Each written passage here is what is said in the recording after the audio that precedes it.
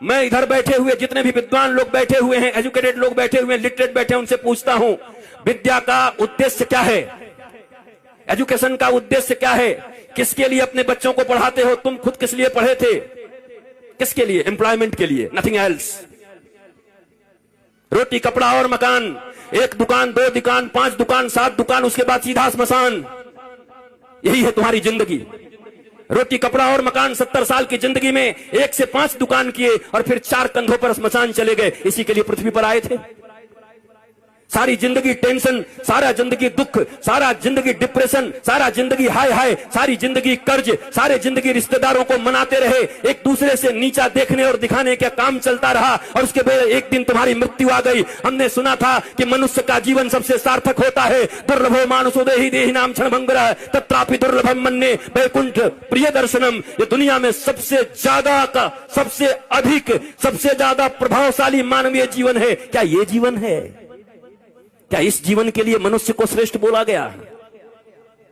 ये कौन सी श्रेष्ठता है तुम्हारी? तुम चैन से सो नहीं सकते, तुम चैन से बैठ नहीं सकते, तुम पड़ोसियों का उत्थान नहीं देख सकते, तुम दुख को हैंडल नहीं कर सकते। राम जी के जैसा सत्ता चला जाए, उसके बाद भी जब माता कौशल्या पूछती है, राम तुमने सब काम कर लिया ना, सारी पूजाएं कर ली ना, कल मेरे बेटे का राज्याभिषेक होने वाला है, कल तो युवराज बनेगा। तो धीरे से राम जी कहते हैं, माँ मेरे पिताजी इतने छोटे थोड़ी हैं। बोला क्या हुआ?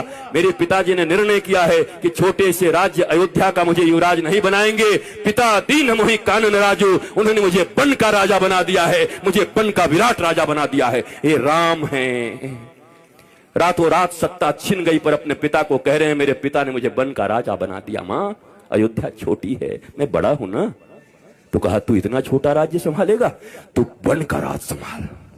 जा, लाखों ऋषि महर्षि तेरा इंतजार कर रहे हैं, कई सबरी तुम्हारे लिए बैठी। मैं इधर बैठे हुए जितने भी विद्वान लोग बैठे हुए हैं, एजुकेटेड लोग बैठे हुए हैं, लिटरेट बैठे हैं, उनसे पूछता हूं विद्या का उद्देश्य क्या है? एजुकेशन का उद्देश्य क्या है? किसके लिए अपने बच्चों को पढ़ाते हो? तुम खुद किस लिए पढ़े थे? किसके लिए? एम्प्लॉयमेंट के लिए, नथिंग एल्स। रोटी कपड़ा और मकान, एक दुकान, 2 दुकान, 5 दुकान, 7 दुकान, उसके बाद सीधा स्मशान।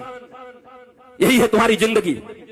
रोटी कपड़ा और मकान, 70 साल की जिंदगी में 1 से 5 दुकान किए और फिर 4 कंधों पर स्मशान चले गए। इसी के लिए पृथ्वी पर आए थे।